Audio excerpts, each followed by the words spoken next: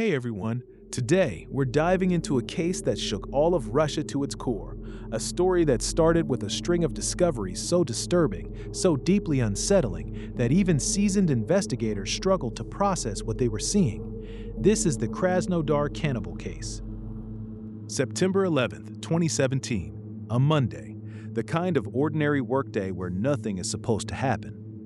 In a remote, undeveloped stretch of Krasnodar, the air smelled like asphalt and wet earth. This was an active road repair site. That morning, when one of the workers spotted something lying near a drainage ditch, it stood out immediately. It was an old Samsung phone, just sitting there on the ground. The worker picked it up, figuring he'd track down the owner. He opened the photo gallery. At first glance, the images looked blurry, hard to make out, maybe just some landscape shots. But as he brought the screen closer and took a longer look, what he saw hit him like a punch to the gut. The first photo showed a severed woman's head. Her face was pale, her eyes were still slightly open, and the cuts around her neck were unmistakably deliberate. But the second photo was on a completely different level. A man was lying on the ground, looking directly into the camera with this eerily calm expression, almost like he was smiling. And in his mouth was a fully intact human hand. The pinky finger had been sliced clean down to the bone. The worker stared at the screen once, twice, 3 times, just trying to convince himself this was real, that it wasn't some sick joke or a doctored image. It was real. He immediately pulled his coworker over. The two of them were still trying to figure out whether to call the police when a man suddenly appeared. He was walking fast, moving with purpose, a small dog trotting alongside him, grease-stained jacket, scraggly beard. He looked like he hadn't slept indoors in a while. But his eyes were scanning the ground, clearly looking for something. He walked straight up to the workers and asked, point blank, "I lost my phone, a Samsung. You guys see it anywhere around here?" The first worker recognized him instantly. The man standing right in front of him was the same man from that photo, the one lying on the ground with a human hand in his mouth. A patrol unit from the Pre-Kayubinsky District Police Department rolled by at that exact moment. The workers flagged them down, handed over the phone, and told them everything. Given what was on that device, the police wasted no time. A special task force was assembled almost immediately. The only problem, it had rained heavily the night before. Whatever crime scene was out there had potentially been washed away, and the investigation hadn't even officially started yet. The moment word got out, panic spread through the local community fast, and honestly, that fear made sense. Just that past May, the name Popkov had been all over the news. Mikhail Popkov, Russia's so-called werewolf killer, had just been charged with 59 additional murders on top of a prior conviction. People were still rattled, so when this new case surfaced, the immediate question on everyone's mind was, are we dealing with another one? Police didn't have to look far for a starting point. The SIM card inside the Samsung phone led them straight to an identity. Dmitry Bakshiev, 35 years old, with a criminal record that included theft and robbery. Not exactly a model citizen. Digging deeper, investigators found that Dmitry and his wife, Natalia Bakshieva, lived on the ground floor of a staff dormitory at the Krasnodar Advanced Military Aviation School. Dmitry worked there as a cleaner and handyman. Natalia worked at the school's infirmary as a nurse. By all outward appearances, just a quiet couple keeping to themselves, maybe a little too quiet. Neighbors had noticed. They barely spoke to anyone on the floor, and more than a few people had complained about a foul smell coming from their unit. Some had even tried to get them to move out. Nothing worked. Nobody listened. But here's the thing. People who actually knew them told a completely different story. Friends described the couple as warm, funny, the kind of people who never forgot to send holiday greetings and regularly had people over. And within that relationship, there was one detail that kept coming up. Dmitry did whatever Natalia said, full stop. Whatever she wanted, whatever she thought, he fell in line, always. A mutual friend also mentioned that just 3 months earlier, Dmitry had confided that work was hard to find in the area and that he and Natalia were quietly saving up to leave the country altogether. That detail, the possibility of them fleeing, made police move fast.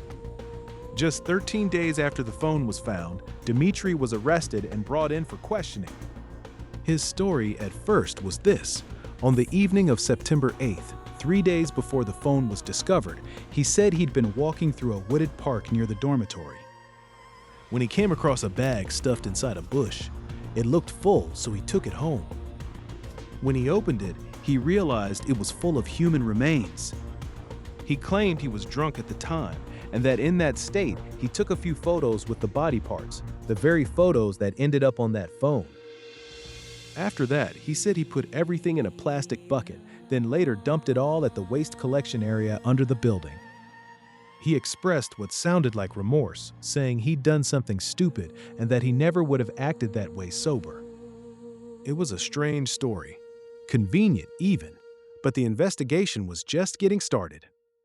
Based on what Dmitry told them, investigators headed straight to the waste collection area beneath the dormitory building. They searched it thoroughly. Nothing. No body parts, no evidence of any kind. But when they expanded the search to the stairwell area of the building, things took a turn. Tucked away, there was a red plastic bucket covered in stains of unknown origin, matching Dmitry's description exactly. Right next to it was a bag. Inside that bag was the severed head of the same woman from the phone photos, along with some personal belongings. And then, almost simultaneously, a water utility company contacted police. Their workers had been out doing excavation work nearby when they accidentally dug up what appeared to be human remains. When forensics ran the analysis, the conclusion was clear. Every piece recovered from every separate location belonged to the same woman, one victim. Now they just had to figure out who she was. Working outward from Dmitry's neighborhood, detectives started canvassing nearby shops. It didn't take long. A store owner recognized the woman from a photo and confirmed her identity. Her name was Elena Vakrusheva. She was 35 years old and lived with her boyfriend in an apartment not far from a local factory. People who knew her described her as fiery, emotionally volatile, quick to fight, the kind of woman whose arguments could be heard through the walls. Her home was apparently no stranger to shouting matches and things being thrown or broken. Her boyfriend told police that Elena had a drinking problem and that the last time he saw her, she'd headed out to grab some alcohol. She was dressed casually, flip-flops, simple clothes, like she was just running a quick errand. She never came back. And the place where her remains were found, 9 kilometers from her front door. Her boyfriend admitted he hadn't reported her missing right away. His reasoning was painfully simple. Elena had done this before. Gotten drunk, not come home, crashed somewhere else, or hung out with friends until the next day. So when she didn't show up, he assumed it was more of the same. He waited and waited. By the time it was clear something was wrong, it was already too late. He also mentioned one more detail. Before she left that night, Elena said she was going to stop by a neighbor's place. That neighbor had a son who, notably, worked at the very water utility plant where some of her remains had been found. It was a thread worth pulling, but without concrete evidence pointing directly at that family, police set it aside and moved on. Here's what made investigators zero in on Dmitry so hard. Elena and Dmitry had absolutely no connection to each other. No shared friends, no overlapping routines, no reason their paths should have ever crossed. And yet her remains turned up scattered around his neighborhood, and there he was on that phone, grinning into the camera with a human hand in his mouth. The evidence was pointing one direction, but why would he kill a complete stranger? That question drove police straight to his dormitory room. What they found inside stopped them cold. For a man whose literal job was cleaning, the place was a disaster. The entire 35 square meter unit was buried under clutter, stuff piled on top of stuff, no clear floor space anywhere.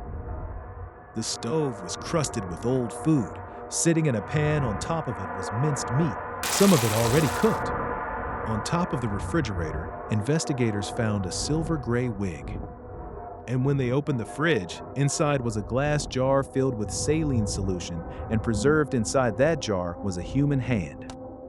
There were other body parts in there too, along with frozen meat of unclear origin.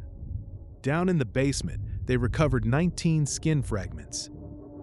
Lab testing showed most of the meat was animal, but a portion of it couldn't be definitively ruled out as human. On Dimitri's computer, his browsing history was loaded with meat recipes and cooking tutorials. Just sit with that for a second. Alina's phone and several of her personal belongings were also found inside the apartment. Through all of it, Dimitri held his line. He'd found everything in that bag in the bush. He hadn't done anything. Then came the bedroom.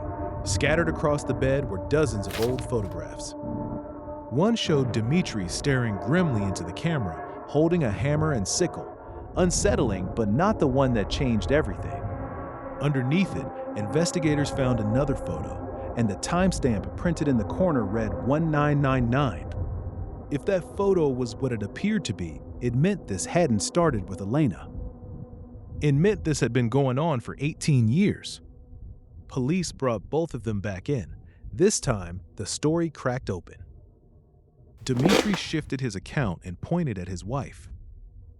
Natalia, now under serious pressure, told investigators that she and Dimitri had been practicing cannibalism since 1999, that they had stockpiled human flesh and used it as a cooking ingredient.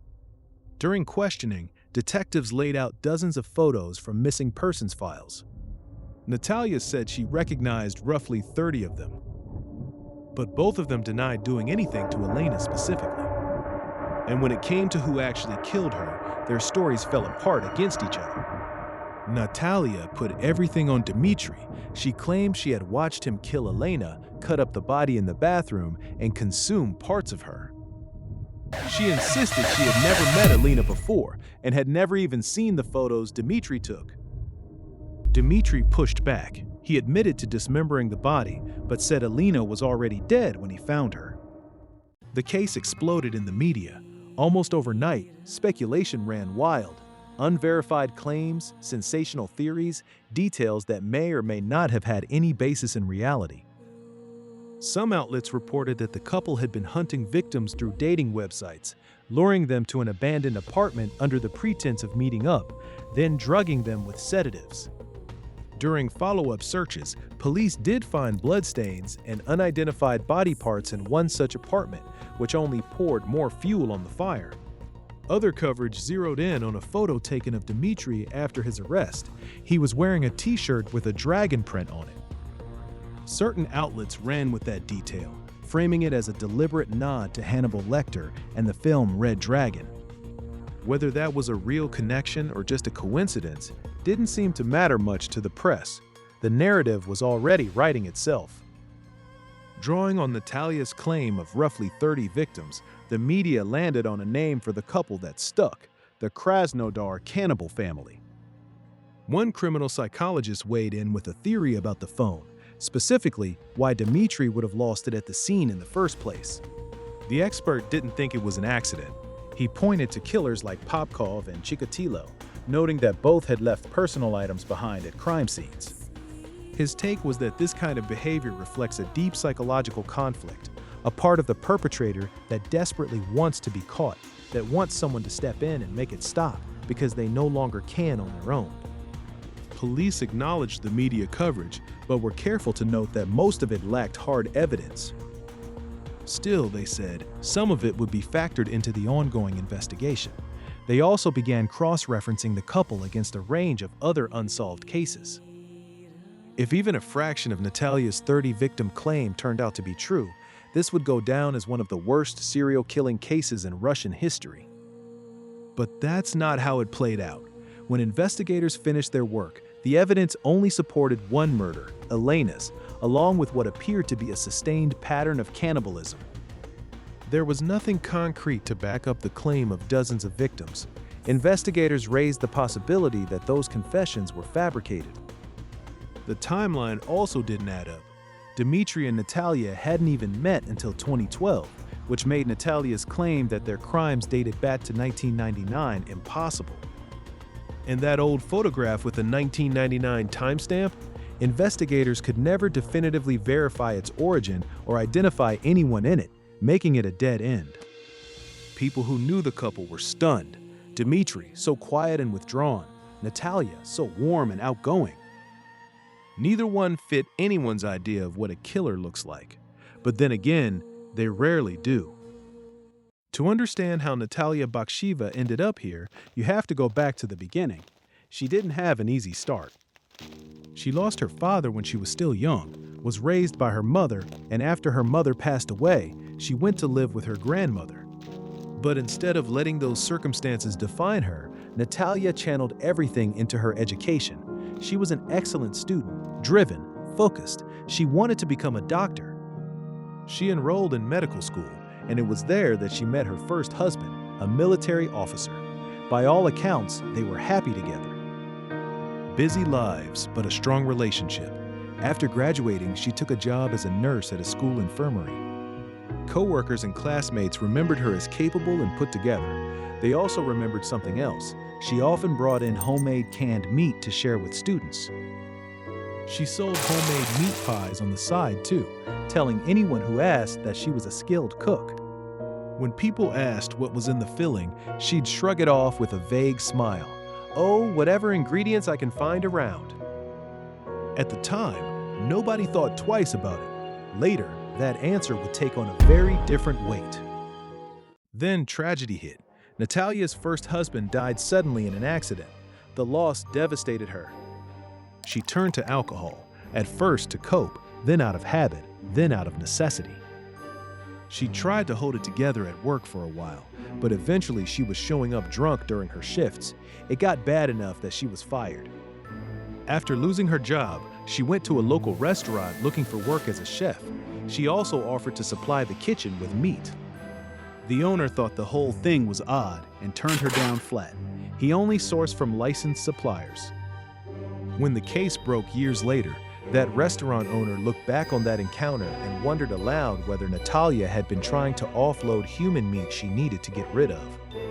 It was a chilling thought.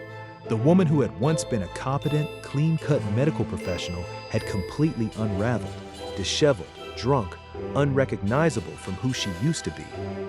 And it was at that lowest point in her life that she crossed paths with Dmitry. Dmitry's story started even harder. A woman who said she knew him as a child spoke to the media, and what she described was a childhood that never really gave him a fighting chance. Dmitry had been an orphan. He spent his earliest years in an orphanage before being adopted at age 3 by a couple who couldn't have children of their own. But not long after the adoption, his adoptive mother became pregnant and gave birth to a daughter. After that, Dmitry was an afterthought. He was packed off to a boarding school, out of sight, out of mind. Then his adoptive mother died of cancer. His adoptive father remarried, and whatever warmth might have existed before disappeared entirely.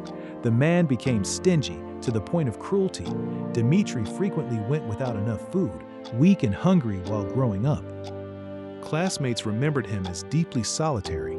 He wandered the streets alone, sometimes sleeping outside. He had no real anchor anywhere.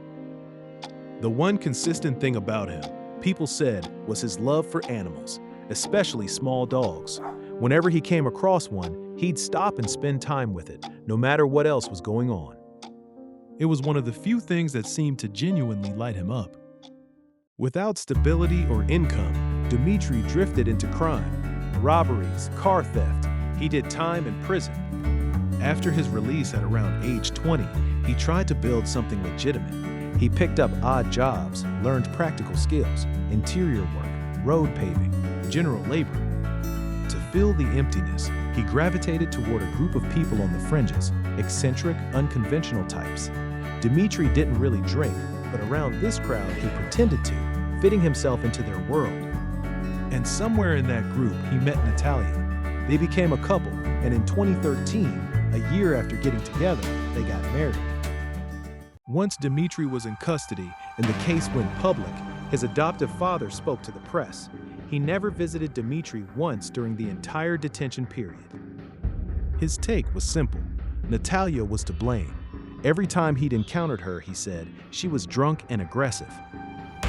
As for the school where the couple had worked and lived, the administration was furious. not out of concern for the victims, but for their own reputation. They made a point of telling the public that their institution, with its long and serious history, was being dragged through the mud simply because they'd hired a cleaner and a nurse. And then there was the man who said he almost didn't make it out alive. He claimed that rumors had been deliberately spread, suggesting he was having an affair with Natalia. When Dmitry heard about it, he confronted the man directly, accusing him of being jealous of the bond between husband and wife. The argument escalated fast. Dmitry grabbed a chair and swung it at the back of the man's head. The only reason he survived was because he'd been a soldier. His reflexes kicked in, and he ducked in time. He walked away convinced that if he hadn't, he would have ended up another victim. For a long time after, he said he couldn't sleep without nightmares, and in those nightmares, the couple was cooking him. Once the investigation wrapped up, the case moved to trial. Given how explosive and controversial everything had become, authorities took extra precautions. Dmitry and Natalia were kept in separate cells leading up to the proceedings, and both were required to undergo psychiatric evaluation. Natalia was assessed as mentally sound and fully fit to stand trial. Dmitry was a more complicated picture. He had been diagnosed with infectious pulmonary tuberculosis, which made completing the standard psychiatric assessments difficult. After a lengthy process, experts ultimately concluded that while he did have a mild psychological disorder, he was cognitively functional and capable of standing trial. They would be tried separately. And in a move that surprised no one at this point, both of them walked back every confession they had made, telling the court that police had coerced those statements out of them under pressure. That claim would become one of the most contested issues in the entire proceeding. Based strictly on what the evidence could support, prosecutors charged them with one count, the murder of Elena. The trial for Natalia opened in October 2018 at the Pre-Kubansky District Court, roughly a year after the phone was found. The charges: Natalia for incitement to murder, Dmitry for murder and desecration of a corpse. The prosecution laid out their version of events in detail. On the evening of September 8, 2017, the couple was out walking when they happened to cross paths with Elena, who was heading out to buy alcohol. The three of them ended up drinking together in a nearby vacant lot. At some point during that encounter, Natalia convinced herself that her husband had developed feelings for Elena. An argument broke out. And to prove his loyalty, to prove he was entirely hers, Natalia ordered Dmitry to kill her. He reached into his backpack, pulled out a small knife, and stabbed Elena twice in the chest, directly targeting her heart. She died at the scene. The two of them then dismembered her body, buried part of it near the water utility plant, and brought the rest home. The prosecution's portrait of Dmitry was of a man with no real will of his own, completely under his wife's control, someone who would do whatever she told him without hesitation. Dmitry's defense attorney pushed back hard. His argument was that Dmitry simply did not have the mental or emotional capacity to carry out something this calculated. Developmentally, the lawyer argued, Dmitry functioned more like a 14-year-old than a grown adult. He stumbled across a bag in the bushes. He didn't know what was in it. That was the extent of his involvement. The lawyer then went after the prosecution's evidence point by point. The cause of death was supposedly 2 stab wounds to the heart, but Elena's heart was never recovered among the remains, so how could that be definitively established? Dmitry's fingerprints were nowhere on the body. No knife matching a potential murder weapon was ever found in the apartment. And then came the most serious allegation. The defense claimed that during interrogation, police had used electric shocks on Dmitry and had even brought in a hypnotist to manipulate him into signing a confession. When Dmitry was given the floor to speak for himself, he was barely coherent with distress. He said the trial felt like a spiritual assault. He called the courtroom a madhouse, and then he said he'd rather they just give him the death penalty than make him keep sitting through it. Natalia's defense echoed many of the same arguments. Her attorney pointed out that she had been heavily sedated when she signed her statements, and that after years of severe alcohol abuse, Natalia was genuinely suffering from a mental illness that left her unable to recall either the events of that night or the confession process itself. When the verdicts finally came down, the sentences landed like this. In June 2019, Dmitry was convicted and sentenced to 12 years and 2 months in prison. In December 2019, Natalia was convicted and sentenced to 10 years. Both appeals were heard, and both original sentences were upheld. The public reaction was immediate and angry. To a lot of people, 10 years felt like nothing, especially measured against the rumors and allegations that had swirled around the so-called Krasnodar Cannibal family. On the other side, both defense attorneys were equally unhappy, arguing the sentences were too severe given what they saw as a deeply flawed investigation. Nobody walked away satisfied. Then, in February 2020, news broke that stopped people cold all over again. Dmitry Baksheev was dead. Beyond the tuberculosis that had complicated his psychiatric evaluation, it turned out Dmitry had also been living with type 1 diabetes.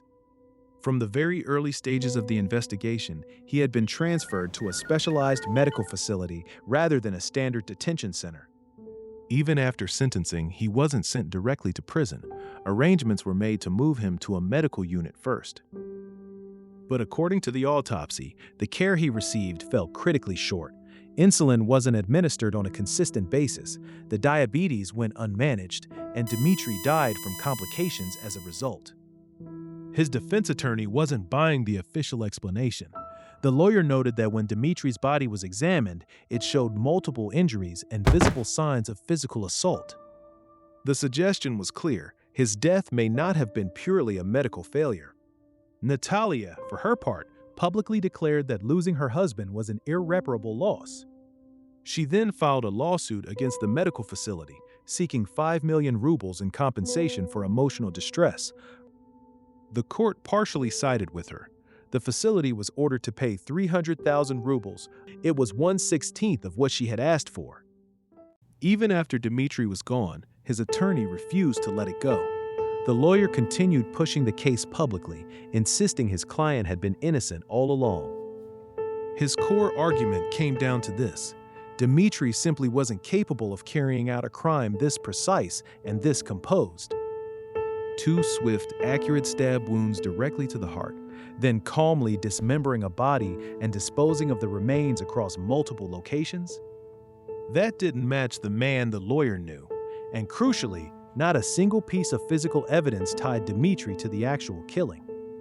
No traces at the crime scene, nothing on the victim's body. The lawyer had a different suspect in mind entirely: the neighbor's son. The one who worked at the water utility plant. The one whose mother, Elena, had reportedly been on her way to visit that night. Early in the investigation, that lead had been brought to police. They didn't follow it.